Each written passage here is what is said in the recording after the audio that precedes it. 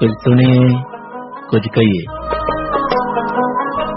Radio Punjab today ते सुन रहे programme कुछ सुनिए कुछ कहिए ते तुहाडे नाल मैं हरमेलप्रीत प्रोग्राम दे विच अगे चलदे हां जी और गलबात करांगे सुंदर मचाकी होरां दे नाल।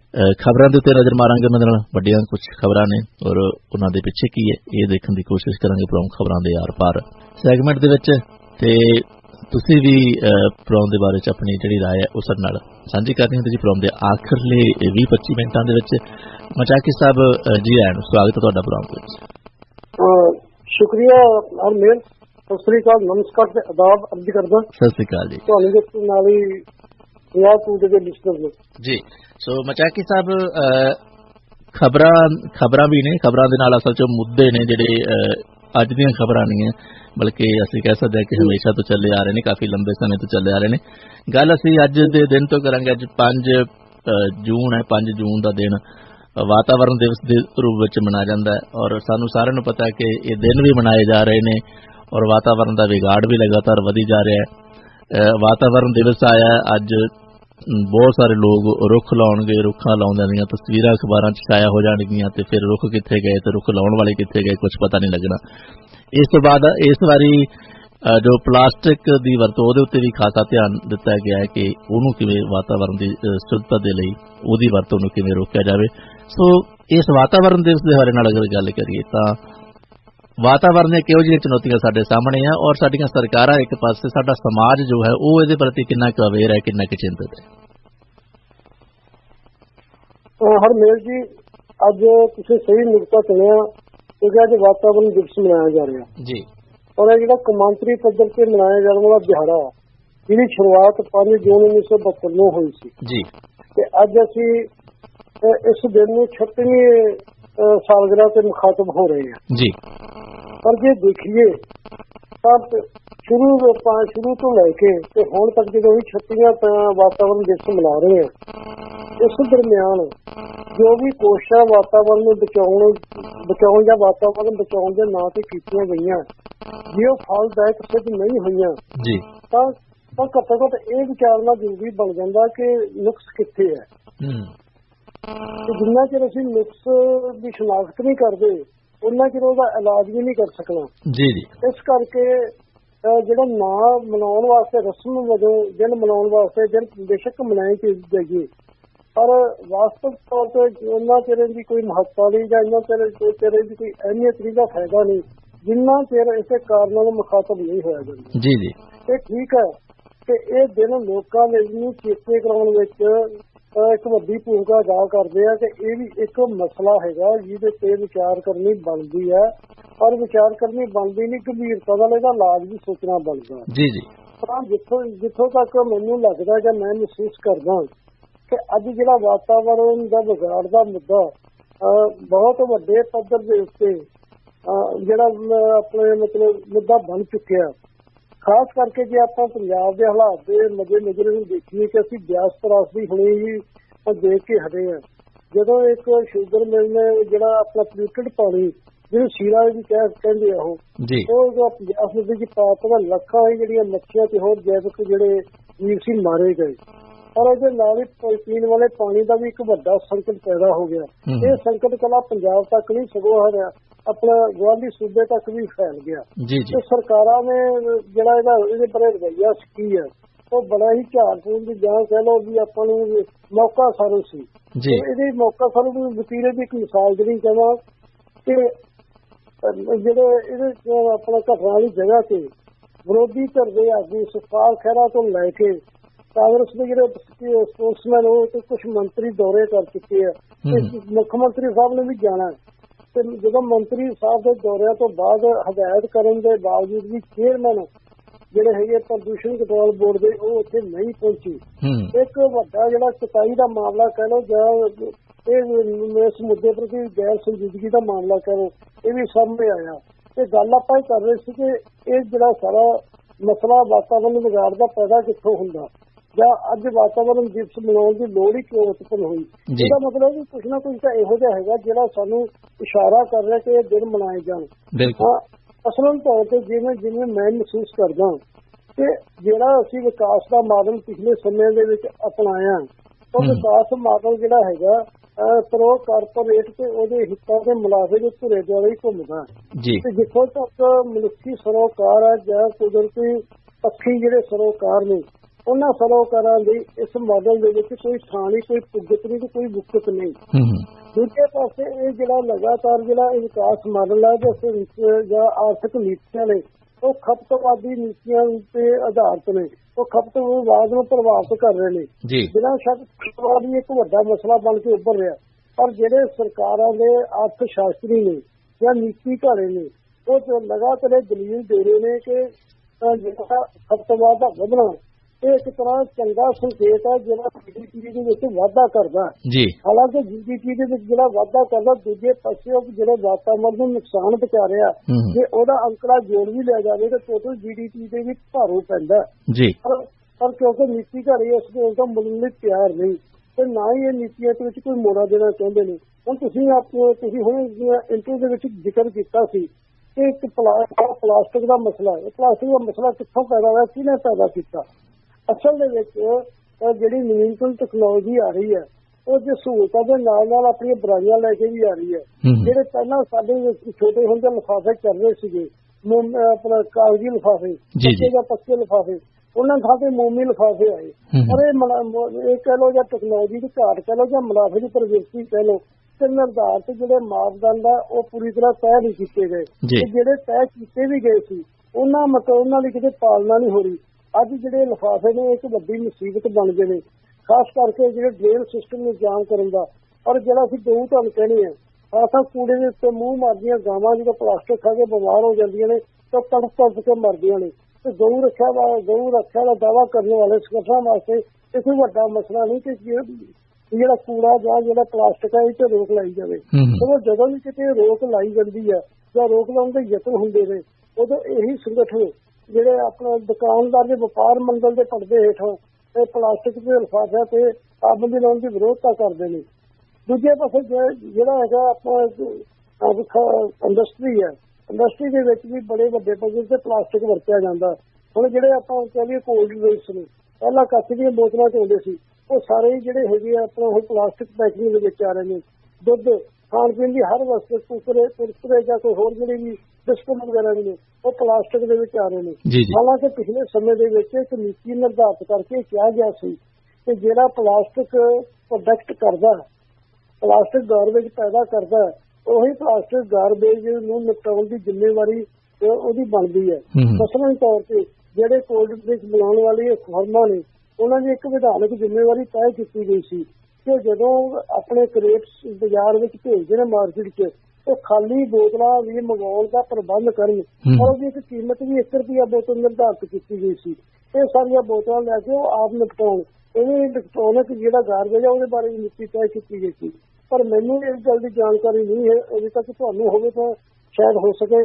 ਪਰ ਕਿਤੇ ਵੀ ਇਹ ਪਾਲਿਸੀ ਲਾਗੂ ਨਹੀਂ, ਕਿਤੇ ਵੀ ਜਿਹੜੀ ਕੋਲਡ ਡਰਿੰਕ ਕਿਸੇ ਫਰਮ ਨੇ ਆਪਣੇ ਖਾਲੀ ਬੋਤਲਾਂ ਮੰਗਵਾਈਆਂ ਹੁਣ ਮੈਨੂੰ ਕੋਈ ਜਾਣਕਾਰੀ ਨਹੀਂ। ਇੱਕ ਮਸਲਾ ਬਣਿਆ ਹੋਇਆ ਤੇ ਇਹ ਮਸਲੇ ਦਾ ਦੂਸਰਾ ਪਾਸੇ ਨਾਲ ਇਹ ਵੀ ਜੁੜਿਆ ਕਿ ਜਿਹੜੇ ਅਸੀਂ ਕੋਈ ਪਾਬੰਦੀ ਕਿਸੇ ਚੀਜ਼ ਦੇ ਲਾਉਣੇ ਵਰਤੋਂ ਤੇ ਉਹਦਾ ਸਬਸਟੀਟਿਊਟ ਵੀ ਮੁਹੱਈਆ ਕਰਾਉਣਾ ਹੁੰਦਾ।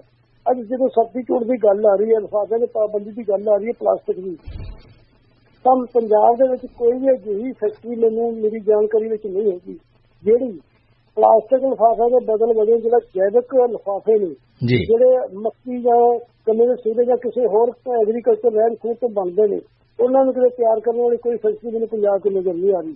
ਸਗੋਂ ਮੈਨੂੰ ਜਿਹੜੀ ਜਾਣਕਾਰੀ ਹੈ ਉੱਤਰੀ ਭਾਰਤ ਵਿੱਚ ਸਿਰਫ 2 ਜਾਂ 3 ਫੈਕਟਰੀਆਂ ਨੇ, ਪਰ ਜਿਹੜਾ ਉਹਨਾਂ ਦਾ ਉਤਪਾਦਨ ਕਾਫੀ ਮਹਿੰਗਾ ਤੇ ਉਹ ਜਿਹੜੀ ਲੋੜ ਉਸ ਮੁਤਾਬਕ ਪੂਰਾ ਨਹੀਂ ਹੋ ਪਾਉਂਦਾ।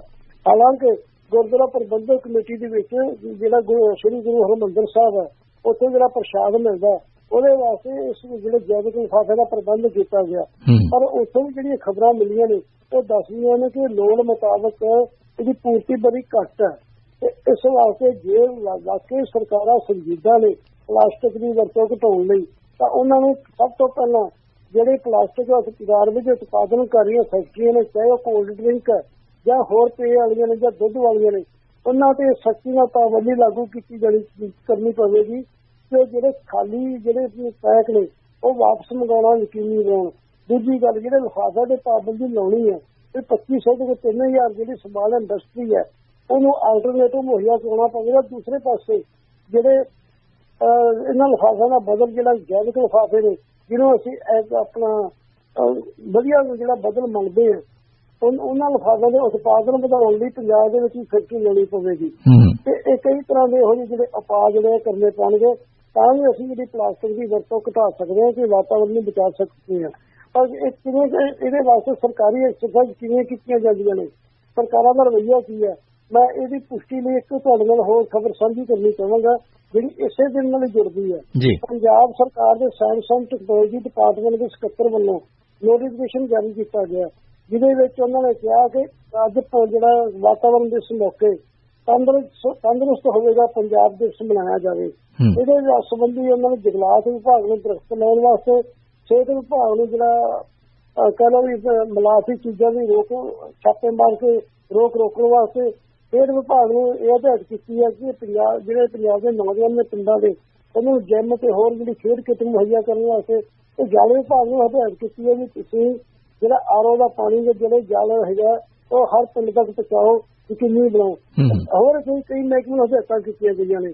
ਪਰ ਨਾਲ ਹੀ ਇਹਦੇ ਵਿੱਚ ਜਿਹੜਾ ਪੱਤਰ ਤੇ ਨੋਟੀਫਿਕੇਸ਼ਨ ਸਾਫ਼ ਲਿਖਿਆ ਗਿਆ ਕਿ ਇਹਦੇ ਵਾਸਤੇ ਕੋਈ ਵੱਖਰੇ ਫੰਡ ਜਾਰੀ ਨਹੀਂ ਕੀਤੇ ਜਾਣਗੇ। ਤੇ ਜਦੋਂ ਵੱਖਰੇ ਫੰਡ ਜਾਰੀ ਨਹੀਂ ਹੋਣੇ, ਜਿਹੜੇ ਵੀ ਪਹਿਲਾਂ ਹੀ ਆਰਥਿਕ ਸੋਕੜੇ ਦਾ ਸ਼ਿਕਾਰ ਨੇ, ਖਾਸ ਕਰਕੇ ਜਿਹੜਾ ਆਪਣਾ ਜਲ ਵਿਭਾਗ ਹੈ, ਉਹਦੇ ਜਿਹੜੇ ਪਿੰਡਾਂ ਦੇ ਵਿੱਚ ਘਰ ਨੇ, ਪਾਣੀ ਦੇ ਟੈਂਕੀਆਂ ਨੇ, ਉਹਨਾਂ ਦੇ ਕਨੈਕਸ਼ਨ ਬਿੱਲ ਨਾ ਭਰਨ ਕਰਕੇ ਕੱਟੇ ਗਏ ਨੇ।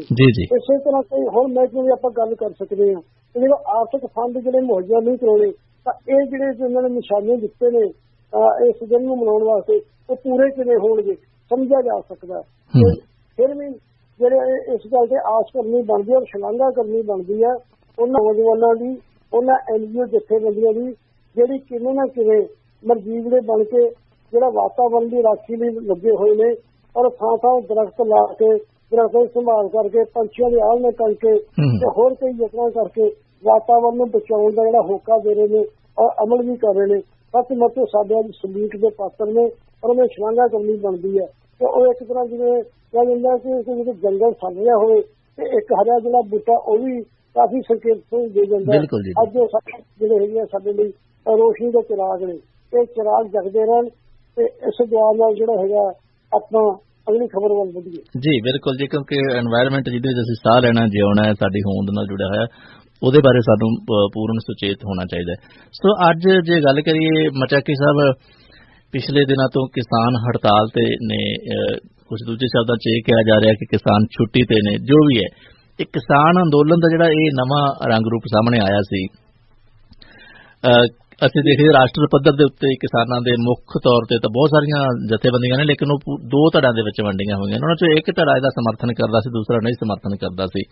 ਸੋ 10 ਦਿਨਾਂ ਲਈ ਸਰਕਾਰਾਂ ਜਿਹੜਾ ਕਿਸਾਨਾਂ ਦਾ ਇਹ ਅੰਦੋਲਨ ਸੀ, 10 ਦਿਨਾਂ ਦੀ ਪਿੰਡਾਂ ਦੀ ਹੜਤਾਲ ਜਾਂ ਪਿੰਡ ਬੰਦ, ਕਈ ਸਾਰੇ ਨਾਮ ਇਹਨੂੰ ਦਿੱਤੇ ਗਏ। ਕੁੱਲ ਮਿਲਾ ਕੇ ਮਤਲਬ ਇਹ ਸੀ ਕਿ ਪਿੰਡਾਂ ਦੇ ਵਿੱਚੋਂ ਦੁੱਧ, ਸਬਜ਼ੀਆਂ ਜਾਂ ਇਹੋ ਜਿਹੀਆਂ ਹੋਰ ਚੀਜ਼ਾਂ ਸ਼ਹਿਰਾਂ ਦੇ ਵਿੱਚ ਨਹੀਂ ਜਾਣਗੀਆਂ। ਉਹਦੇ ਬਾਅਦ ਕੁਝ ਥਾਵਾਂ ਤੇ ਝਗੜੇ ਵੀ ਸ਼ੁਰੂ ਹੋ ਗਏ ਕੁਝ ਲੋਕਾਂ ਦੇ। ਇਹ ਅੰਦੋਲਨ ਇੱਕ ਤਰ੍ਹਾਂ ਨਾਲ ਅਸੀਂ ਕਹਿ ਸਕਦੇ ਹਾਂ ਕਿ ਫੇਲ ਹੋ ਗਿਆ, ਫਲਾਪ ਹੋ ਗਿਆ। ਔਰ ਫਿਰ ਪੰਜਾਬ ਦੀਆਂ ਉਹਨਾਂ ਜਥੇਬੰਦੀਆਂ ਨੂੰ, ਕਿਸਾਨ ਜਥੇਬੰਦੀਆਂ ਨੂੰ ਇਹ ਐਲਾਨ ਕਰਨਾ ਪਿਆ ਕਿ ਉਹ ਆਪਣਾ ਇਹ ਅੰਦੋਲਨ ਵਾਪਸ ਲੈਂਦੀਆਂ ਨੇ। ਕੱਲ੍ਹ ਇਹ ਐਲਾਨ ਕੀਤਾ ਗਿਆ, ਲੇਕਿਨ 6 ਤਰੀਕ ਤੋਂ ਉਹਨਾਂ ਨੇ ਕਿਹਾ ਕਿ ਵਾਪਸ ਲੈਣਾ। ਬਹੁਤ ਸਾਰੇ ਲੋਕਾਂ ਨੇ ਇਹਦੇ ਉੱਤੇ ਟਿੱਪਣੀਆਂ ਕੀਤੀਆਂ ਨੇ, ਅਖਬਾਰਾਂ ਦੇ ਸੰਪਾਦਕੀ ਵੀ ਲਿਖੇ ਨੇ। ਮੰਗਾਂ ਕਿਸਾਨਾਂ ਦੀਆਂ ਜਾਇਜ਼ ਨੇ, ਬਿਲਕੁਲ, ਉਹਨਾਂ ਨਾਲ ਸਾਨੂੰ ਕੋਈ ਦੋ ਰਾਵਾਂ ਨਹੀਂ ਹੈ। ਪਰ ਜਿਹੜਾ ਵਿਰੋਧ ਦਾ, ਜਾਂ ਅਸੀਂ ਕਹਿ ਸਕੀਏ ਕਿ ਅੰਦੋਲਨ ਦਾ ਜਿਹੜਾ ਇਹ ਤਰੀਕਾ ਸੀ, ਜਿਹਦੇ ਨਾਲ ਕਈ ਦੂਸਰੇ ਕਿਸਾਨ ਸੰਗਠਨ ਵੀ ਸਹਿਮਤ ਨਹੀਂ ਹੈ, ਤੁਹਾਨੂੰ ਕੀ ਲੱਗਦਾ ਹੈ ਕਿ ਅੰਦੋਲਨ ਜਿਵੇਂ ਅਸੀਂ ਮੰਨ ਸਕਦੇ ਹਾਂ ਕਿ ਫੇਲ ਹੋ ਗਿਆ ਇੱਕ ਤਰ੍ਹਾਂ ਨਾਲ, ਇਹਨੂੰ ਵਾਪਸ ਵਿਚਾਲਿਓਂ ਬੰਦ ਕਰਨਾ ਪੈ ਗਿਆ, ਕੀ ਕਾਰਨ ਰਹੇ ਕਿ ਉਹ ਫੇਲ ਹੋ ਗਿਆ? ਜੀ ਤੁਹਾਡੀ ਇਜਾਜ਼ਤ ਨਾਲ ਮੈਂ ਜਿਹੜੇ ਆਪਣੀ ਟਿੱਪਣੀ ਦੀ ਸ਼ੁਰੂਆਤ ਜੀ ਨਾਮਦਾਰ ਸ਼ਹਿਰ ਧਰਮ ਕੰਨਿਆ ਦੀ ਕਵਿਤਾ ਦੇ ਇੱਕ ਹਿੱਸੇ ਵਜੋਂ ਕਰਨੀ ਚਾਹੁੰਦਾ। ਜੀ ਕੰਨਿਆ ਨੇ ਲਿਖਿਆ, ਅਸੀਂ ਤਾਂ ਲੜਨਾ ਹੈ ਸਤਾ ਦੇ ਨਸ਼ੇ ਤੇ ਚੂਰ ਸਤਾਧਾਰੀਆਂ ਨਾਲ, ਪਰ ਪਤਾ ਨਹੀਂ ਅਸੀਂ ਭੋਲੇ ਹਾਂ ਜਾਂ ਕਿਸੇ ਦੀ ਚਾਲ ਹੈ। ਅਸੀਂ ਪਿੰਡ ਤੇ ਸ਼ਹਿਰ ਵਿਚਕਾਰ ਇੱਕ ਲਕੀਰ ਖਿੱਚ ਕੇ ਲੜ ਰਹੇ ਹਾਂ। ਠੇਕੇ ਤੇ ਜ਼ਮੀਨ ਲੈ ਕੇ ਸਬਜ਼ੀ ਉਗਾਉਣ ਵਾਲੇ ਬਿੱਲੂ ਬੌਰੀਏ ਨਾਲ, ਖੁਦ ਹੀ ਤੇ ਗਰੀਬ ਕਿਸਾਨ ਮਜ਼ਦੂਰਾਂ ਦੀ ਰੋਟੀ ਜੁਗਾੜ ਕਰਦੇ ਦਿੱਲੇ ਗੋਭੀ ਨਾਲ। ਭੋਲਿਓ ਅਸੀਂ ਤਾਂ ਲੜਨਾ ਹੈ ਸਾਡੀ ਜ਼ਿੰਦਗੀ ਦੇ ਬਿਰਖ ਤੇ ਡਿੱਗੀ ਅੰਬਰ ਵੇਲ ਨਾਲ। ਜੀ ਤੇ ਜਿੱਥੋਂ ਤੱਕ ਹੁਣ ਆਪਣਾ ਜਿੱਥੇ ਮੈਂ ਜਿਹੜੀ ਕਿਸਾਨ ਜਥੇਬੰਦੀਆਂ, ਜਦੋਂ ਇਹ ਅੰਦੋਲਨ ਸ਼ੁਰੂ ਹੋਇਆ ਸੀ ਤੇ ਤੁਹਾਨੂੰ ਜੇ ਪਿਛੋਕੜ ਵੱਲ ਆਪਾਂ ਜਾ ਕੇ ਝਾਕ ਮਾਰੀਏ ਤਾਂ ਮੁਲਕ ਭਰ ਦੇ ਵਿੱਚ 190-95 ਕਿਸਾਨ ਜਥੇਬੰਦੀਆਂ ਨੇ ਕਿਸਾਨ ਸੰਘਰਸ਼ ਸੰਮਤੀ ਬਣਾ ਕੇ ਅੰਦੋਲਨ ਦੀ ਸ਼ੁਰੂਆਤ ਕੀਤੀ ਸੀ। ਪਰ ਉਹਦੇ ਵਿੱਚ ਤੈਅ ਕੀਤਾ ਗਿਆ ਸੀ ਕਿ 1 ਤੋਂ 4 ਤਰੀਕ ਤੱਕ ਜਿਹੜੀਆਂ ਜਥੇਬੰਦੀਆਂ ਕਿਸਾਨ ਸੰਘਰਸ਼ ਸੰਮਤੀ ਦੇ ਹੇਠਾਂ ਕੰਮ ਕਰ ਰਹੀਆਂ ਨੇ ਉਹ ਪਿੰਡ ਮਹੱਲੇ ਵਿੱਚ ਜਾ ਕੇ ਸੱਭਿਆਚਾਰਕ ਪ੍ਰੋਗਰਾਮ ਕਰਨਗੀਆਂ, ਨਾਟਕ ਮੇਲੇ ਕਰਨਗੀਆਂ ਔਰ ਕਿਸਾਨ ਮੰਗਾਂ ਪ੍ਰਤੀ ਜਾਗਰੂਕਤਾ ਪੈਦਾ ਕਰਨਗੀਆਂ। ਤੇ 4 ਜਾਂ 5 ਤਰੀਕ ਨੂੰ ਇਹ ਜਿਹੜਾ ਸਰਕਾਰਾਂ ਨੂੰ ਲਾਂਭਤ ਜਿਹੜੀ ਪਾਉਣ ਵਾਲਾ ਜਿਹੜਾ ਹੈਗਾ ਆਪਣਾ ਦਿਹਾੜਾ ਮਨਾਉਣਗੀਆਂ। ਤੇ 6 ਤਰੀਕ ਨੂੰ ਜਿਹੜੀ ਕਿਸਾਨ ਜਥੇਬੰਦੀਆਂ ਜਿਹੜਾ ਮੱਧ ਪ੍ਰਦੇਸ਼ ਦੇ ਮੁਜ਼ੱਫਰ ਜ਼ਿਲ੍ਹੇ ਦੇ ਵਿੱਚ 6 ਕਿਸਾਨਾਂ ਨੂੰ ਪ੍ਰਦਰਸ਼ਨ ਦੇ ਦੌਰਾਨ ਪੁਲਿਸ ਦੀ ਗੋਲੀ ਨਾਲ ਸ਼ਹੀਦ ਕਰ ਦਿੱਤਾ ਗਿਆ ਸੀ। ਉਹ ਸ਼ਹੀਦੀ ਦਿਨ ਮਨਾਉਣਗੀਆਂ। ਤੇ 7 ਤੇ 8 ਤਰੀਕ ਨੂੰ ਜਿਹੜੀਆਂ ਇਹ ਪਿੰਡ ਦੀ ਜੂਹ ਬੰਦ ਕਰਨਗੀਆਂ ਔਰ ਜੂਹ ਬੰਦ ਕਰਕੇ ਪਿੰਡਾਂ ਦੇ ਵਿੱਚ ਕੋਈ ਵੀ ਜਿਹੜਾ ਸਬਜ਼ੀ, ਦੁੱਧ, ਅੰਡੇ ਹੋਰ ਜਿਹੜੀ ਐਗਰੀਕਲਚਰ ਉਤਪਾਦਨ ਹੈ, ਖੇਤੀ ਉਤਪਾਦਨ ਹੈ, ਉਹ ਸ਼ਹਿਰਾਂ ਦੀਆਂ ਮੰਡੀਆਂ ਤੱਕ ਨਹੀਂ ਜਾਣਗੇ। ਸਗੋਂ ਇਹਦਾ ਆਲਟਰਨੇਟਿਵ ਪ੍ਰਬੰਧ ਕਰਕੇ ਪਿੰਡਾਂ ਦੇ ਵਿੱਚ ਕਿਸਾਨ ਹੱਟ ਸਥਾਪਿਤ ਕੀਤੀ ਜਾਵੇਗੀ, ਜਿੱਥੇ ਵਾਜਬ ਕੀਮਤਾਂ ਤੇ ਪਿੰਡਾਂ ਦੇ ਰਹਿਣ ਵਾਲੇ ਤੇ ਸ਼ਹਿਰਾਂ ਦੇ ਜਿਹੜੇ ਖਪਤਕਾਰ ਹੈ ਉਹ ਉੱਥੋਂ ਜਾ ਕੇ ਜਿਹੜੀਆਂ ਆਪਣੀਆਂ ਚੀਜ਼ਾਂ ਲੋੜ ਅਨੁਸਾਰ ਦੁੱਧ ਤੇ ਹੋਰ ਸਬਜ਼ੀਆਂ ਖਰੀਦ ਸਕਦਾ ਹੈ। ਇਹ ਪ੍ਰਬੰਧ ਕੀਤੇ ਜਾਣਗੇ। ਪਰ ਅਮਲ ਦੇ ਰੂਪ ਦੇ ਵਿੱਚ ਜਿਹੜੀਆਂ ਕਿਸਾਨ ਜਥੇਬੰਦੀਆਂ ਪੰਜਾਬ ਦੀਆਂ ਜਿਹੜੀਆਂ ਵਿੱਚ 3 ਜਥੇਬੰਦੀਆਂ ਦੇ ਮੁੱਖ ਰੂਪ ਦੇ ਵਿੱਚ ਅੰਦੋਲਨ ਚਲਾ ਰਹੀਆਂ ਸੀ, ਜਿਹਦੇ ਵਿੱਚ ਆਪਾਂ ਕਹਿ ਲਈਏ ਲੱਖੋਵਾਲ ਤੇ ਰਾਜੇਵਾਲ ਤੇ ਸਿੱਧੂਪੁਰ ਦਾ ਧੜਾ। ਇਹਨਾਂ ਬਾਰੇ ਵੀ ਜਿਹੜਾ ਆਮ ਕਿਹਾ ਜਾਂਦਾ ਕਿ ਲੱਖੋਵਾਲ ਤੇ ਰਾਜੇਵਾਲ ਜਿਹੜੇ ਹੈਗੇ ਮੁੱਖ ਆਗੂ ਨੇ, ਇਹਨਾਂ ਦਾ ਪੰਜਾਬ ਦੀ ਰਾਜਨੀਤੀ ਦੇ ਵਿੱਚ ਕਿੰਨੀ ਸਾਂਝ ਹੈ ਤੇ ਕਿੰਨੀ ਉਹਨਾਂ ਨੂੰ ਰਾਜਨੀਤੀ ਦੀ ਸਾਂਝ ਦੇ ਆਧਾਰ ਤੇ ਸਦਾ ਦਾ ਨਿੱਘ ਵੀ ਮਾਣਿਆ। ਬੇਸ਼ੱਕ ਇੱਕ ਆਗੂ ਨੇ ਪਿਛਲੇ ਸਮੇਂ ਦੇ ਵਿੱਚ 10 ਸਾਲ ਦੀ ਜਿਹੜੀ ਚੇਅਰਮੈਨ ਨਹੀਂ ਮੰਨੀ ਹੋਵੇ ਤੇ ਦੂਜੇ ਧੜੇ ਦੀ ਅੱਜ ਦੀ ਜਿਹੜੀ ਸਰਕਾਰ ਹੈ ਜਾਂ ਅੱਜ ਦੀ ਸਰਕਾਰ ਦੀ ਰਾਜਨੀਤਿਕ ਪਾਰਟੀ ਹੈ ਇਹ ਸਾਂਝ ਦੀ ਦੂਜੀ ਨਹੀਂ ਰਹੀ। ਤੇ ਇਹ ਜਿਹੜੇ ਤਿੰਨੋਂ ਧੜੇ ਲੰਬੇ ਸਮੇਂ ਦੇ ਵਿੱਚ ਪੰਜਾਬ ਦੇ ਕਿਸਾਨਾਂ ਨੇ ਮੰਗਾਂ ਦਾ ਸੰਘਰਸ਼ ਚੱਲਿਆ, ਉਹਦੇ ਵਿੱਚ ਉਹਨਾਂ ਦੀ ਹਾਜ਼ਰੀ ਕਿੰਨੀ ਕੁ ਸੀ ਇਹ ਕੋਈ ਦੂਜੀ ਨਹੀਂ ਹੈਗੀ। ਕਿਸਾਨ ਬਾਖੂਬ ਜਾਣਦੇ ਨੇ। ਤੇ ਜਿਹੜੇ ਬਾਕੀ ਕਿਸਾਨ ਧੜੇ ਨੇ ਇਹ ਭਾਰਤੀ ਕਿਸਾਨ ਯੂਨੀਅਨ ਦੇ ਇਹਦੇ ਚ ਬਕੌਤਾ ਧੜਾ ਵੀ ਕਹਿ ਸਕਦੇ ਹਾਂ, ਗੁਰਾਹਾਂ ਧੜਾ ਵੀ ਕਹਿ ਸਕਦੇ ਹਾਂ, ਜਾਂ ਪੰਜਾਬ ਦੀ ਜਿਹੜੀ ਕਮਿਊਨਿਸਟ ਪਾਰਟੀ ਦੇ ਪ੍ਰਭਾਵ ਥੱਲੇ ਕਿਸਾਨ ਜਥੇਬੰਦੀਆਂ ਨੇ, ਪੰਜਾਬ ਕਿਸਾਨ ਸਭਾਵਾਂ ਤੇ ਕਿਰਤੀ ਕਿਸਾਨ ਸਭਾ, ਖੇਤੀਬਾੜੀ ਜਿਹੜੀ ਜਿਹੜਾ ਕਿਸਾਨ ਜਿੱਥੇ ਵੀ ਕਈ ਤਰ੍ਹਾਂ ਦੀ ਹੈਗੀਆਂ ਨੇ, ਉਹਨਾਂ ਨੇ ਆਪਣੇ ਆਪ ਨੂੰ ਇਸ ਐਜੂਕੇਸ਼ਨ ਤੋਂ ਵੱਖ ਰੱਖਿਆ। ਉਹ ਕਹਿ ਲਓ ਕਿ ਉਹਨਾਂ ਤੱਕ ਪਹੁੰਚ ਨਹੀਂ ਕੀਤੀ ਗਈ। ਇਹ ਸਾਰੇ ਦਾ ਸਿੱਟਾ ਪਹਿਲਾਂ ਹੀ ਸਮਝ ਆਉਂਦਾ ਪਿਆ ਸੀ ਕਿ ਆਪਾਂ ਸ਼ਾਇਦ ਇੱਕ ਪ੍ਰੋਗਰਾਮ ਦੇ ਵਿੱਚ ਇਹ ਚਿੰਤਾ ਵੀ ਜ਼ਾਹਰ ਕੀਤੀ ਸੀ ਕਿ ਕਿਸਾਨਾਂ ਦੀ ਮੰਗਾਂ ਲਈ ਸ਼ੁਰੂ ਹੋਇਆ ਅੰਦੋਲਨ ਸਾਨੂੰ ਸ਼ੱਕ ਹੈ ਕਿ ਕਿਤੇ ਇਹ ਸ਼ਹਿਰੀ ਬਣਾ ਪਿੰਡੀ ਨਾ ਬਣ ਜਾਵੇ। ਅੱਜ ਹਾਲਾਤ ਉਹੀ ਪੈਦਾ ਹੋ ਗਏ ਔਰ ਜਿਹੜੇ ਐਕਸ਼ਨ ਵਜੋਂ ਪਿੰਡਾਂ ਦੇ ਲੋਕਾਂ ਨੇ ਸ਼ਹਿਰਾਂ ਦੇ ਵਿੱਚ ਨਾਕੇ ਲਾਏ ਔਰ ਸਬਜ਼ੀਆਂ ਤੇ ਦੁੱਧਾਂ ਨੂੰ ਜਿਹੜੇ ਰੋਕਿਆ ਔਰ ਸਬਜ਼ੀ ਦੇ ਦੁੱਧ ਦੀ ਜਿਹੜੇ ਸੜਕਾਂ ਦੇ ਉੱਤੇ ਜੋ ਬੇਅਦਬੀ ਹੋਈ ਹੈ ਉਹ ਲਾਮਿਸਾਲ ਸੀ। ਪੰਜਾਬ ਦੇ ਵਿੱਚ ਦੁੱਧ ਨੂੰ 13ਵੇਂ ਰਤਨ ਵਜੋਂ ਮਾਨਤਾ ਦਿੱਤੀ ਗਈ ਹੈ ਔਰ ਦੁੱਧ ਨੂੰ ਪੁੱਤ ਨਾਲ ਤੁਲਨਾ ਦਿੱਤੀ ਗਈ ਹੈ। ਅੱਜ ਉਹੀ ਦੁੱਧ ਜਿਹੜਾ ਸੜਕਾਂ ਤੇ ਰੋਲਿਆ ਗਿਆ ਤੇ ਕਿਉਂ ਰੋਲਿਆ ਗਿਆ ਇਹ ਵੀ ਸਮਝ ਸਬਜ਼ੀਆਂ ਲਿਖੀਆਂ ਗਈਆਂ, ਸਬਜ਼ੀਆਂ ਜਿਹੜੀਆਂ ਹੈਗੀਆਂ ਖਿਲਾਰੀਆਂ ਗਈਆਂ। ਜਦੋਂ ਇਸ ਗੱਲ ਦੀ ਸੋਸ਼ਲ ਮੀਡੀਆ ਦੇ ਲੋਕਾਂ ਵਿੱਚ ਹਾਹਾਕਾਰ ਮੱਚ ਗਈ ਤੇ ਉਹ ਆਲੋਚਨਾ ਬੜੀ ਭਰਵੀਂ ਹੋਈ ਤਾਂ ਕੁਛ ਕਿਸਾਨ ਦੇ ਥਾਵਾਂ ਤੇ ਕਿਸਾਨਾਂ ਨੇ ਇਹਨਾਂ ਜਿਹੜੀਆਂ ਸਬਜ਼ੀਆਂ ਨੂੰ ਜਬਰੀ ਤੌਰ ਤੇ ਇਕੱਠੀਆਂ ਕਰਕੇ ਗੁਰਦੁਆਰਿਆਂ ਨੂੰ ਦਾਨ ਦੇਣੀਆਂ ਸ਼ੁਰੂ ਕਰ ਦਿੱਤੀਆਂ। ਹਾਲਾਂਕਿ ਆਪਣੇ ਜਿਹੜੇ ਸਿੱਖ ਧਰਮ ਦੇ ਕਨਸੈਪਟ ਦੇ ਜੋ ਵੀ ਮੰਗੇ ਦਾਨ ਦੇ ਲਾਭ ਇਹਦੇ ਕਨਸੈਪਟ ਉਹਦੇ ਮੁਤਾਬਕ ਜਿਹੜੀ ਜ਼ਬਰਦਸਤੀ ਖੋਹ ਕੇ ਦਿੱਤੀ ਗਈ ਚੀਜ਼ ਗੁਰੂ ਘਰ ਦੇ ਪ੍ਰਵਾਨ ਨਹੀਂ ਹੁੰਦੀ, ਸ਼ਬੀਲਾਂ ਵੀ ਲਾਈਆਂ ਗਈਆਂ ਪਰ ਉਦੋਂ ਤੱਕ ਬਹੁਤ ਦੇਰ ਹੋ ਚੁੱਕੀ ਸੀ ਔਰ ਬਹੁਤ ਸਾਰਾ ਨੁਕਸਾਨ ਕਿਸਾਨ ਅੰਦੋਲਨ ਦਾ ਹੋ ਚੁੱਕਿਆ ਸੀ ਤੇ ਕਈ ਥਾਵਾਂ ਤੇ ਅਮਨ ਕਾਨੂੰਨ ਦੀ ਸਮੱਸਿਆ ਵੀ ਪੈਦਾ ਹੋ ਗਈ। ਮਸਲਨ ਤੌਰ ਤੇ ਤੁਹਾਡੇ ਬਠਿੰਡਾ, ਪਟਿਆਲਾ, ਫਰੀਦਕੋਟ, ਗਿੱਦੜਬਾਹਾ ਤੇ ਹੋਰ ਜਲਾਲਾਬਾਦ ਹੋਰ ਕਈ ਥਾਵਾਂ ਤੇ ਆੜ੍ਹਤੀਆਂ ਨਾਲ ਜਾਂ ਦੋਧੀਆਂ ਨਾਲ ਜਿਹੜੇ ਹੈਗੇ ਆ ਧੱਕਾ ਮੁੱਕੀ ਦੇਸ਼ ਦੀਆਂ ਖਬਰਾਂ ਵੀ ਆਉਣ ਲੱਗੀਆਂ। ਪਰ ਇੱਕ ਬੜੀ ਦਿਲਚਸਪ ਗੱਲ ਹੈ ਕਿ ਪੰਜਾਬ ਦੇ ਜਿਹੜੇ ਸੱਤਾਧਾਰੀ ਨੇ ਅੱਜ ਕਾਂਗਰਸ ਪਾਰਟੀ ਉਹਦਾ ਵਤੀਰਾ ਜੋ ਸਰਕਾਰ ਦਾ ਵਤੀਰਾ ਕੀ ਸੀ, ਸਰਕਾਰ ਦਾ ਵਤੀਰਾ ਇਸ ਹੁੱਲੜਬਾਜ਼ੀ ਨੂੰ ਰੋਕਣ ਦੀ ਬਜਾਏ ਇੱਕ ਜਿਹੜਾ ਸ਼ਹਿ ਦੇਣ ਵਾਲਾ ਹੀ ਹੋਇਆ ਤੇ ਖਾਸ ਕਰਕੇ ਇਹ ਜਿਹੜੇ ਸ਼ਹਿ ਦੇਣ ਦਾ ਵਤੀਰਾ ਉਹਦੇ ਸਮਝ ਆਇਆ ਜਦੋਂ ਪੰਜਾਬ ਦੇ ਕੈਬਨਿਟ ਵਜ਼ੀਰ ਨਵਜੋਤ ਸਿੰਘ ਸਿੱਧੂ ਖੁਦ ਜਾ ਕੇ ਉਹ ਜਿਹੜਾ ਸਬਜ਼ੀ ਖਰੀਦਣ ਕਿਸੇ ਪਿੰਡ ਵਿੱਚ ਜਾਂਦਾ ਪਰ ਇਹੀ ਮੰਤਰੀ ਨੇ ਜਦੋਂ ਕਿਤੇ ਸੰਘਰਸ਼ਾਂ ਦੀ ਗੱਲ ਚੱਲ ਰਹੀ ਹੋਵੇ ਚਾਹੇ ਮਜ਼ਦੂਰ ਮੁਲਾਜ਼ਮਾਂ ਦੀ ਸੰਘਰਸ਼ ਕਰ ਰਹੇ ਹੋਣ ਜਾਂ ਕਿਸਾਨ ਹੀ ਸੰਘਰਸ਼ ਕਰ ਰਹੇ ਹੋਣ, ਜਦੋਂ ਇਹ ਕਹਿੰਦੇ ਨੇ ਕਿ ਅਸੀਂ ਮੰਗਾਂ ਬਾਰੇ ਸਾਨੂੰ ਗੱਲਬਾਤ ਦਾ ਟਾਈਮ ਦਿੱਤਾ ਜਾਵੇ ਮਹੀਨਿਆਂ ਨਹੀਂ ਸਾਲਾਂ ਬਾਅਦ ਵੀ ਉਹਨਾਂ ਨੂੰ ਟਾਈਮ ਦੇਣ ਦਾ ਮਾਮਲਾ ਨਹੀਂ ਅਟਕਾਇਆ ਜਾਂਦਾ। ਅੱਜ ਜਿਹੜਾ ਮੰਤਰੀ ਖੁਦ ਜਾ ਕੇ ਉੱਥੇ ਪਹੁੰਚਦਾ ਉਹਦੇ ਇਹ ਸਮਝ ਪੈ ਗਈ ਸੀ ਤੇ ਸਰਕਾਰ ਸਿੱਧੇ ਰੂਪ ਦੇ ਵਿੱਚ ਇਸ ਜਿਹੜੀ ਐਜੂਕੇਸ਼ਨ ਨੂੰ ਇਸ ਹੱਦ ਤੱਕ ਜਾਣ ਦੇਣਾ ਚਾਹੁੰਦੀ ਹੈ ਜਿੱਥੋਂ ਤੱਕ ਅਮਨ ਕਾਨੂੰਨ ਦੀ ਸਮੱਸਿਆ ਬਣ ਕੇ ਕਿਸਾਨਾਂ ਦੇ ਲਈ ਇੱਕ ਵੱਡੇ ਪੱਧਰ ਦੀ ਮੁਸੀਬਤ ਬਣ ਜਾਵੇ।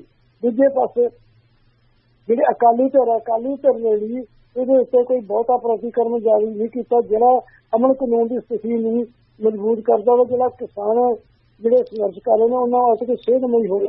ਇਹ ਸਾਰਾ ਜਿਹੜੇ ਵਰਤਾਰੇ ਦੇ ਵਿੱਚੋਂ ਗੱਲ ਨਿਬੜ ਕੇ ਸਾਹਮਣੇ ਆਈ ਕਿ ਇਹ ਸ਼ਹਿਰੀ ਬਣਾ ਪੇਂਡੂ ਦੇ ਜਿਹੜਾ ਝਗੜੇ ਦਾ ਕਾਰਨ ਬਣਦਾ ਜਾ ਰਿਹਾ ਸੀ। ਤੇ ਠੀਕ ਹੈ, ਚਾਹੇ ਉਹ ਡੈਮੇਜ ਕੰਟਰੋਲ ਕਰਨ ਦੇ ਨਾਂ ਤੇ ਜਾਂ ਇਹ ਕਹ ਲਓ ਜਿਵੇਂ ਪ੍ਰੈਸ ਨੋਟ ਜਾਰੀ ਕੀਤਾ ਗਿਆ ਕਿ ਇਹ ਜਿਹੜੀ ਸਰਕਾਰ ਦੀ ਸ਼ਹਿ ਦੇ ਉੱਤੇ ਇਹਨੂੰ ਪੇਂਡੂ ਬਣਾ ਕਿਸਾਨ ਦੀ ਲੜਾਈ ਬਣਾ ਕੇ ਬਣਾਉਣ ਦੇ ਯਤਨ ਵਿੱਢੇ ਗਏ। ਇਹਦੇ ਵਿੱਚ ਉਹ ਗਲਤ ਐਲੀਮੈਂਟ ਵੀ ਵਿੱਚ ਸ਼ਾਮਲ ਹੋ ਗਏ ਜਿਨ੍ਹਾਂ ਦਾ ਮਕਸਦ ਲੁੱਟ ਖੋਹ ਕਰਨਾ ਸੀ। ਤੇ ਇਸ ਤਸਵੀਰ ਵਿੱਚ ਅਸੀਂ ਜਿਹੜੀ ਕਿਸਾਨ ਸੰਘਰਸ਼ ਸਮਿਤੀ ਹੈ ਉਹ ਮਹਿਸੂਸ ਕਰਦੀ ਹੈ ਕਿ ਜਿਹੜਾ ਹੁਣ ਸੰਘਰਸ਼ ਹੈ ਇਹਨੂੰ ਜਿਹੜਾ ਇਹਦਾ ਸੀਮਿਤ ਕਰ ਦੇਣਾ ਚਾਹੀਦਾ।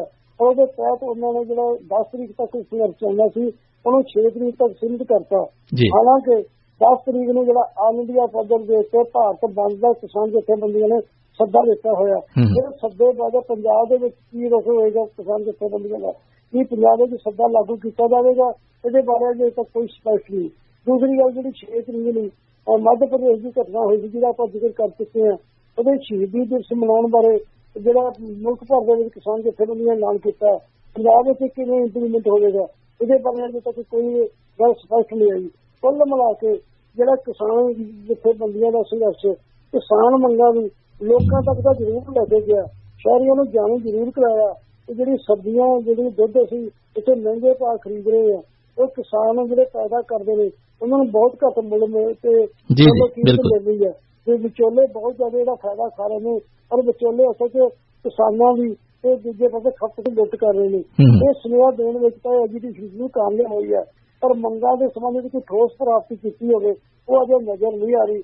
ਤੇ ਇਸ ਕਰਕੇ ਜਿਹੜੇ ਕਿਸਾਨ ਨੇ ਖਾਸ ਕਰਕੇ ਛੋਟੇ ਕਿਸਾਨ ਨੇ ਉਹਨਾਂ ਦੇ ਮਨਾਂ ਦੇ ਵਿੱਚ ਆਪਣੀ ਲੀਡਰਸ਼ਿਪ ਪ੍ਰਤੀ ਗੁੱਸਾ ਵੀ ਹੈ, ਰੋਸ ਵੀ ਹੈ, ਇਹ ਮਹਿਸੂਸ ਕਰਦੇ ਨੇ ਤੇ ਹੁਣ ਐਜੂਕੇਸ਼ਨ ਚਰਮ ਸੀਮਾ ਵੱਲ ਜਾ ਰਹੀ ਸੀ ਤੇ ਮੰਗਾਂ ਸੰਬੰਧੀ ਕੋਈ ਗੱਲ ਤੋੜ ਸਕਦੀ ਸੀ ਤੇ ਇਹਦੇ ਪਰ ਜਿਹੜੀ ਲੀਡਰਸ਼ਿਪ ਹੈ ਉਹਦੇ ਅਦਵਾਪੇ ਜਿਹੜੀ ਐਜੂਕੇਸ਼ਨ ਬਿਨਾਂ ਕੁਛ ਲੈ ਦਿੱਤੇ ਵਾਪਸ ਲੈ ਲਈ ਹੈ। ਔਰ ਹੋ ਸਕਦਾ ਕਿ ਇਹ ਜਿਹੜੇ ਅਗਲੇ ਸਮੇਂ ਦੇ ਵਿੱਚ ਇਹ ਲੀਡਰਸ਼ਿਪ ਦਾ ਵਤੀਰਾ ਕਿਸਾਨ ਤੇ ਕਿਸਾਨ ਸੀ ਜਿਹੜੀਆਂ ਜਥੇਬੰਦੀਆਂ ਉਹਨਾਂ ਵਾਸਤੇ ਮੁੜ ਸਰਗਰਮ ਹੋਣ ਔਰ ਸੰਘਰਸ਼ ਦੇ ਰਾਹ ਪਾਉਣ ਦੇ ਵਿੱਚ ਬੜੀ ਵੱਡੀ ਰੁਕਾਵਟ ਖੜੇ ਕਰੇਗਾ। ਤੇ ਕੁੱਲ ਮਿਲਾ ਕੇ ਆਪਾਂ ਕਹਿ ਸਕਦੇ ਹਾਂ ਕਿ ਡੈਮੇਜ ਕੰਟਰੋਲ ਦੇ ਵਿੱਚ ਯਤਨ ਕਿਸਾਨ ਜਥੇਬੰਦੀਆਂ ਨੇ ਕੀਤਾ। ਔਰ ਇਹਦੇ ਨਾਲ ਹੀ ਜਿਹੜੀ ਅਗਲੀ ਆਪਾਂ ਗੱਲ ਕਰਨੀ ਚਾਹੀਏ ਤਾਂ ਕੱਲ ਕੱਲ ਹੀ ਜਿਹੜਾ ਆਪਣਾ ਪੰਜਾਬ ਦਾ ਕਿਸਾਨ ਕਮਿਸ਼ਨ ਬਣਾਇਆ ਸੀ ਪੰਜਾਬ ਸਰਕਾਰ ਦਾ, ਉਹਦੀ ਇੱਕ ਰਿਪੋਰਟ ਵੀ ਆਈ ਹੈ ਤੇ ਉਹ ਰਿਪੋਰਟ ਵੀ ਬੜੀ ਮਹੱਤਵਪੂਰਨ ਨੁਕਤਿਆਂ ਦੇ ਉੱਤੇ ਕੇਂਦਰਿਤ ਹੈ ਤੇ ਖਾਸ ਕਰਕੇ ਕਿਸਾਨ ਤੇ ਕਿਸਾਨ ਦੀਆਂ ਮੰਗਾਂ ਬਾਰੇ ਉਹਦੇ ਵਿੱਚ ਬੜਾ ਵਿਸਥਾਰ ਨਾਲ ਜ਼ਿਕਰ ਹੈਗਾ। ਤੇ ਜੇ ਆਪਾਂ ਉਹਦੀ ਚਰਚਾ ਕਰੀਏ ਤਾਂ ਇਹ ਜਿਹੜੇ ਆਪਣਾ ਕਿਸਾਨ ਕਮਿਸ਼ਨ ਹੈ ਇਹ ਲਗਭਗ ਪਿਛਲੇ ਸਮੇਂ ਦੇ 19 ਜੂਨ 2017 ਪਿਛਲੇ ਸਮੇਂ ਸਰਕਾਰ ਨੇ ਆਉਣ ਤੇ ਹੀ ਕਾਂਗਰਸ ਸਰਕਾਰ ਨੇ ਬਣਾਇਆ ਸੀ ਜਿਹਦੇ ਚੇਅਰਮੈਨ ਅਜੇ ਵੀਰ ਜਾਖੜ ਜੀ ਨੇ ਤੇ ਜਿਹੜੇ ਸਕੱਤਰ ਨੇ ਉਹ ਬਲਵਿੰਦਰ ਸਿੰਘ ਸਿੱਧੂ ਨੇ ਜਿਹੜੇ ਐਗਰੀਕਲਚਰ ਯੂਨੀਵਰਸਿਟੀ ਦੇ ਵੱਡੇ ਅਧਿਕਾਰੀ ਨੇ ਤੇ ਉਹਨਾਂ ਨੇ ਜਿਹੜੀ ਲੰਬੇ ਸਮੇਂ ਤੋਂ ਬਾਅਦ ਸਰਕਾਰ ਨੇ ਜਿਹੜੀ ਰਿਪੋਰਟ ਦਿੱਤੀ ਗਈ ਹੈ ਉਹ ਰਿਪੋਰਟ ਦੇ ਵਿੱਚ ਕਾਫੀ ਸਾਰੇ ਨੁਕਤੇ ਨੇ ਜਿਨ੍ਹਾਂ ਤੇ ਡਿਸਕਸ਼ਨ ਕੀਤੀ ਜਾਣੀ ਚਾਹੀਦੀ ਹੈ ਪਰ ਉਹਨਾਂ ਵਿੱਚੋਂ ਕੁਝ ਮੁੱਖ ਨੁਕਤਿਆਂ ਤੇ ਆਪਾਂ ਗੱਲ ਕਰਨੀ ਚਾਹਾਂਗੇ। ਪਹਿਲਾ ਨੁਕਤਾ ਇਹ ਹੈ ਕਿ ਇਹ ਕਮਿਸ਼ਨ ਸਿਫਾਰਿਸ਼ ਕਰਦਾ ਪੰਜਾਬ ਸਰਕਾਰ ਨੂੰ ਕਿ ਜਿਹੜੀ ਸਰਕਾਰੀ ਸਕੀਮਾਂ ਨੇ ਰਾਹਤਾਂ ਨੇ ਇਹਨਾਂ ਨੂੰ ਜਿਹੜੇ ਉਹਨਾਂ ਨੂੰ ਦੇਣੀਆਂ ਚਾਹੀਦੀਆਂ ਜਾਂ ਸਬਸਿਡੀਆਂ ਉਹਨਾਂ ਨੂੰ ਦੇਣੀਆਂ ਚਾਹੀਦੀਆਂ ਜਿਹੜੇ ਕਿਸਾਨ ਸੱਚਮੁੱਚ ਹੱਕਦਾਰ ਨੇ। ਔਰ ਹੱਕਦਾਰ ਤੇ ਨਾ ਹੱਕਦਾਰ ਦੇ ਵਿੱਚ ਲੀਕ ਖਿੱਚਣ ਲਈ ਕਮਿਸ਼ਨ ਦੀ ਸਿਫਾਰਿਸ਼ ਹੈ ਕਿ ਉਹ ਕਿਸਾਨ ਜਿਹੜੇ ਆਮਦਨ ਕਰ ਟੈਕਸ ਅਦਾ ਕਰਦੇ ਨੇ ਜਾਂ ਜਿਹੜੇ 10 ਏਕੜ ਤੋਂ ਵੱਧ ਦੀ ਮਾਲਕੀਅਤ ਵਾਲੇ ਨੇ ਉਹਨਾਂ ਨੂੰ ਕੋਈ ਸਬਸਿਡੀ ਨਹੀਂ ਦੇਣੀ ਚਾਹੀਦੀ ਤੇ ਇਹ ਸਬਸਿਡੀ ਵਾਪਸ ਲੈ ਲੈਣੀ ਚਾਹੀਦੀ ਹੈ। ਬਿਨਾਂ ਸ਼ੱਕ ਅਜੇ ਕੋਈ ਠੋਸ ਅੰਕੜਾ ਨਹੀਂ ਪੰਜਾਬ ਸਰਕਾਰ ਕੋਲ ਪ੍ਰਾਪਤ ਪਰ ਇਸੇ ਅੰਕੜੇ ਦੇ ਆਧਾਰ ਤੇ ਹੀ ਇਹ ਨੀਤੀ ਨੂੰ ਲਾਗੂ ਕਰਨਾ ਚਾਹੀਦਾ। ਤੁਹਾਨੂੰ ਯਾਦ ਹੋਵੇਗਾ ਕਿ 19 ਜੂਨ 2017 ਨੂੰ ਮੁੱਖ ਮੰਤਰੀ ਪੰਜਾਬ ਨੇ ਜਿਹੜੀ ਬਿਜਲੀ ਸਬਸਿਡੀ ਐਗਰੀਕਲਚਰ ਦੇ ਵਿੱਚ ਜਿਹੜੀ ਦਿੱਤੀ ਜਾਂਦੀ ਹੈ ਉਹਨੂੰ ਛੱਡਣ ਲਈ ਜਨਤਕ ਅਪੀਲ ਕੀਤੀ ਸੀ ਤਾਂ ਇਹ ਜਨਤਕ ਅਪੀਲ ਨੂੰ ਇੱਕ ਦੋ ਜਿਹੜੇ MLA ਨੇ ਜਾਂ ਹੋਰ 5-7 ਜਿਹੜੇ ਹੋਰ ਲੋਕ ਨੇ ਉਹਨਾਂ ਤੋਂ ਵੱਧ ਕਿਸੇ ਨੇ ਹੰਗਾਰਾ ਨਹੀਂ ਭਰਿਆ। ਇੱਥੋਂ ਤੱਕ ਜਿਹੜੇ ਕਾਂਗਰਸ ਦੇ ਵਿਧਾਇਕ ਨੇ ਜਾਂ ਮੁੱਖ ਵਿਰੋਧੀ ਧਿਰਾਂ ਦੇ ਵਿਧਾਇਕ ਨੇ ਉਹਨਾਂ ਨੇ ਕੋਈ ਹੰਗਾਰਾ ਨਹੀਂ ਭਰਿਆ। ਤਾਂ ਹੁਣ ਸਰਕਾਰ ਨੇ इस वक्त फैसला कर लिया कि ये जी सबसिडी जी वापस लैण की नीति में जबरदस्ती तौर पर लागू किया जाएगा। और सरकार का अनुमान है कि ये कोई 1000 करोड़ रुपए की बजट होगी। जी ये बजट है वो कहते कि खेत मजदूर ते किसानों की वैलफेयर वास्ते वरतांगे। दूजी जी एक सिफारिश ये है कि जो दुध घ्यो दुध सब्जियां का होर जो खेती उत्पादन है जो घट्टो घट्ट कीमतों के थले नहीं आ रहा है उसकी भलाई लई आड़तीआ कमीशन से 20% जो वखरा सेंस लाया जाएगा तो जो पैसा इकट्ठा होगा ये उन्होंने उत्पादकों वास्ते वरत्या जाएगा। अगली सिफारिश ये है कि किसान कर्जा राहत कानून 2016 में सोध के लागू किया जाएगा। घटिया दवाइयां खादा रोकने लई सरकार कानून बनाएगी। गैर प्रमाणित बीजा ते पाबंदी लाई जाएगी और कोई भी जो गैर जो अपना यूनिवर्सिटी का प्रमाणित बीज नहीं वो कभी भी विकल नहीं किया जाएगा। अगली जी महत्वपूर्ण सिफारिश है जिसे कोई वखरे समय के डिस्कशन करनी बनती है तो उम्मीद आप करेंगे भी तो कहते जो विआह शादी के जो समागम ने ये बड़े बेलोड़े खर्चे तक पहुंच गए और ये खर्चा जो है किसानी को कर्जे थले लगातार होर लिया रहा इनू रोकने की लोड़ है। इनू रोकने वास्ते कमीशन का सुझाव है कि गैस्ट कंट्रोल एक्ट बनाया जाए जिसे तय किया जाए कि इन्होंने समागमों के किन्ने प्राणे सदे जा सकते हैं और किहड़ी उन्होंने डिश दी जा सकती है ये तय किया जाए। हालांकि ये भी गल देखने सामने आई है ये 4 डिशों का 50 गैसों का जोड़ा अपना सुझाव दिता है। होर भी कई सुझाव ने मसलन तौर पर किसानों की सेहत को संभाल वास्ते कहा गया कि जो बुनियादी मैडिकल टेस्ट ने तो दवाइयां वो वाजिब दरां ते मुहैया करवाई जाएंगियां ते पेंडू विद्यार्थियों लिए मियारी शिक्षा का प्रबंध करने लई कोई विशेष पाठक्रम तैयार करके टीवी ते सोशल मीडिया पर प्रचारिया जाएगा। ते नाल एक जिहड़ी होर वो सांझी जिहड़ी जमीन है उसकी निशानदेही करके उन्हें सांझे कामां लई वरतिया जाएगा। ते एक महत्वपूर्ण जिहड़ी होर सिफारिश की गई है आपां नूं याद है कि दलित भाईचारा अपनी शामल जमीन के हिस्सेदारी लैण लई लगातार घोल दे विच हैगा और उहदे संबंध में सिफारिश की गई है कि जिहड़ी दलितां दे हिस्से की जमीन है वो दलितां वालों काश्त करनी करेगी इसलिए यकीनी बनाने के प्रबंध किए जाएंगे। एक जो वातावरण के आप हुण चर्चा करके हटे हैं उहदे संबंध में एक महत्वपूर्ण सिफारिश है कि पिंडां दे विच जिहड़ी शामल जमीन पई है एक एकड़ जमीन की शिनाख्त करके जिहड़े जैविक विभिन्नता लई वखरे वखरे जिहड़े दरख्त ते बूटे ला के हब तैयार की जाएगी। ते नाल एक होर सिफारिश जिहड़ी सांझी जमीन है उते झोने की काश्त ते रोक लाई जाऊगी। दूजे पासे सफाई जल नीति बनाउण ते जल स्रोतां दी जिहड़ी सांझी ते सतही वरतों की विशाल करने नियम बनाए जाएंगे। एक महत्वपूर्ण सिफारिश दे विच इह वी कीती गई है कि औरतां जिहड़ियां पिंडां दे विच काम करदियां ने औरतां मजदूरी करदियां ने उन्होंने काफी लंबे अरसे के विचों उजरत के मामले च मर्द से औरतों के वितकरा किया जाता है। उसके संबंध में सिफारिश बड़ी अहमियत रखती है कि बराबर काम बराबर तनख्वाह में लागू करने लई औरतों को बराबर मजदूरी दी जाएगी।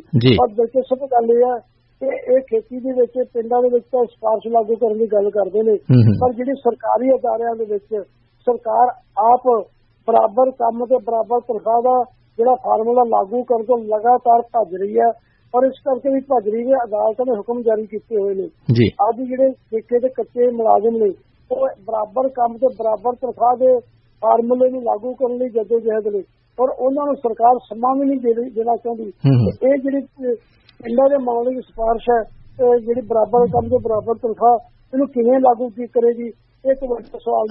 बिल्कुल मचाकी साहब तुसीं जो किसान कमीशन ने सिफारिशां कीतियां ने उन्हां दी पूरी फहरिस्त सांझी कीती है कागज़ दे उत्ते लिखियां यकीनन बड़ियां वधिया लगदियां ने ये सुनन नूं भी करन नूं बड़िया लगियां कि चलो कुछ हो जाएगा। लेकिन किसान कमीशन लंबे समय तो सिफारिशां करदा रहा लंबा समा जी एस कालकट साहब दे चेयरमैन रहे ने उदों भी बथेरियां सारियां सिफारिशां कीतियां सी।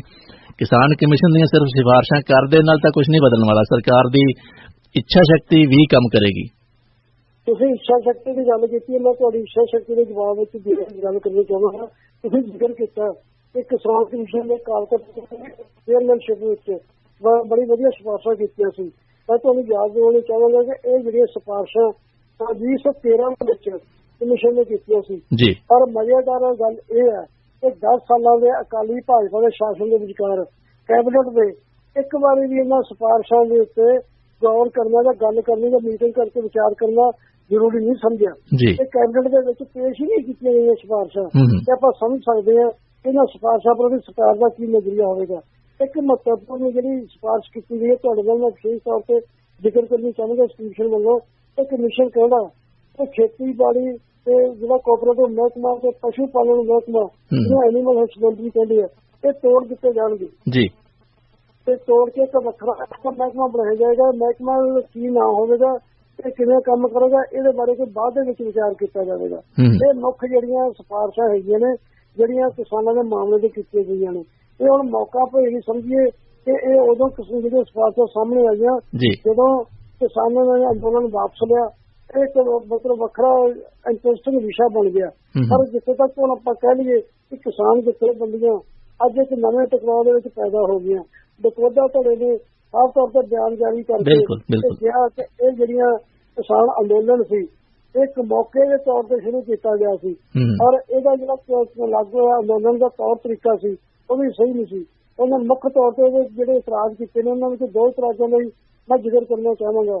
वो कह रहे हैं कि 1 ਤੋਂ 15 तरीक तक जिहड़े पिंडां दे विच सब्जियां का उत्पादन सिखर ते हुंदा पर 15 तरीक तो बाद जिहड़ियां सब्जियां लगभग खत्म सब्जियां सीजन हो जाता है और झोने की जी लगाई शुरू हो जाती है। इस सीजन में चुनना 1 ਤੋਂ 15 तरीक तक ये सचमुच कहना बड़ी वड्डी कसाई है क्योंकि जिहड़े सब्जियों का उत्पादन करते हैं ये पिंडां दे विच बहुत ही छोटे किसान या वो लोग करते हैं जिन्होंने ठेके तो लैके चाहे वो अपना पिंडां दे विच रहने वाले छोटे जिहड़ा गलत भाईचारा होवे या प्रवासी मजदूर होण वही करते हैं। इसे तरह जिहड़ा दुध उत्पादन है वो बड़ा पहले ही घटिया होंदा है। जिहड़े दुध पैदा करते हैं एक दो मੱਝਾਂ रखने वाले गलत भाईचारे मुख्य तौर पर हैगा ते वड्डे जिहड़े किसान डेयरी फार्म ने उन्हां वास्ते उन्होंने अपना वखरे प्रबंध किए हुंदे ने। मुख्य तौर पर जो नुकसान होया इस जिहड़े अंदोलन दौरान ये छोटे किसान का गलत भाईचारे का ही होया। साडे बठिंडे की एक रिपोर्ट लगी है जिहड़ी ये गल दी संकेत दिंदी है कि इस अंदोलन करके कोई किसानों का 5 करोड़ रुपए का नुकसान होया सिर्फ मानसा और बठिंडा के इलाके मतलब छोटे इलाके। इसी तरह एक होर खबर एक बड़ा घिनौना जिहड़ा हैगा कह लो भी अपना वजीरा सामने आया कि मैं अपना बठिंडे के लागे किसी पिंड के विच क्योंकि दुध की लागत है नहीं सी किसानों ने पशुओं का अपनी लोड़ मुताबिक दुध चोना शुरू किया। ਉਹਦੇ ਵਿੱਚ 3 ਗਾਵਾਂ ਦੁੱਧ मतलब पूरा दुध चोण ना करके ਇਹਦੀ ਜਿਹੜੀ ਪੀੜਤਾ ਨਾ ਸਮਝਿਆ ਬਿਮਾਰ ਹੋ ਗਈਆਂ ਔਰ ਮਰ ਗਈਆਂ। ਇਸੇ ਤਰ੍ਹਾਂ ਮੁਕਤਸਰ ਦੇ ਇਲਾਕੇ ਵਿੱਚ ਵੀ ਇਹ ਗੱਲ ਆਈ ਕਿ ਜਿੱਥੇ ਦਲਿਤ ਭਾਈਚਾਰਾ ਮੁੱਖ ਤੌਰ ਤੇ ਸਬਜ਼ੀ ਉਤਪਾਦਨ ਸੀ ਉਹਦੀ ਘੇਰਾਬੰਦੀ ਕਰ ਲਈ ਤਾਂ ਕਿ ਸਬਜ਼ੀ ਲੈ ਕੇ ਬਾਜ਼ਾਰ ਨਾ ਜਾਵੇ। मतलब बहुत सारे ਇਹੋ ਜਿਹੇ ਉਹਦੇ ਵਤੀਰੇ ਸਾਹਮਣੇ ਆਏ ਜਿਹੜੇ ਕਿਸਾਨ ਜਥੇਬੰਦੀਆਂ ਦੇ गैर संजीदगी का प्रगटावा बिल्कुल मजाकी साहब तुसीं सही किया कि फैसले कुछ होर होए सी जमीन ते लागू उन्होंने किसी होर रूप दे विच कर दिता गया। ये भी एक इसदा फेल होने का कारण है। जिवें तुसीं शुरू च दस्सिया सी सारिआं नूं पता है किसान नेता भी साडे इस प्रोग्राम च भी कहंदे रहे कि किसान ने अपना उत्पादन लैके मार्केट दे विच नहीं जाना ये तय होया लेकिन गाहक जिहड़ा जां शहरी लोग जिहड़े ने वो पिंडां तो आके दुध भी लैके जा सकदे ने सब्जियां भी लैके जा सकदे ने। यह बेहतर तरीका सीगा कि उन्होंने भी फायदा होवे उन्होंने भी फायदा होवे और ये सारियां चीज़ां ना होण। सो मंडी च जाण दी हड़ताल सी हड़ताल किसानां ने करनी सी तुसीं दुधियां नूं मजबूर कर रहे हो कि तुसीं हड़ताल करो। हाँ जी सारे कुछ सिक्का ये निकलिया कि बैठ के देखो किसान जथेबंदियां की रिव्यू करदियां ने ते की अगे अपने रिव्यू दे विच अपना सिक्के कढ के लोकां नूं जाने कराउंदियां इंप्लीमेंट करदियां ने। एक भविक्ख दा सवाल है पर वर्तमान ये कहंदा कि किसान जथेबंदियां दे विच ते किसान जथेबंदियां अते दुध दी जथेबंदियां या खपतकार लोगों के शहरी लोगों के एक बड़ी वड्डी डूंगी खाई जिहड़ी पैदा कर गए अंदोलन। बिल्कुल असल दे मचाकी साहब इहदा फायदा तो यह होना चाहिए कि जिहड़े कस्टमर ने गाहक ने शहरां वाले वो सीधे प्रोड्यूसर दे कोले पिंड तक पहुंच जाते दोवां दे विचालड़े जो लोग उन्होंने लुट रहे सी वो हट जाते तो दोवां नूं फायदा हो जाता एक नेड़ता बनती। लेकिन उल्टा असर हो गया बहुत सारे मामलों च उल्टा असर हो गया। ते तुहानूं की लगता है कि इहदे पिछे जो नेता सी जिन्हां ने इसदा अगवाई करनी सी उन्हां दी नाकामी है। हाँ जी उन्हां दी नाकामी भी है ते आपां इक राजनीति दा दखल भी कह सकते हैं जी।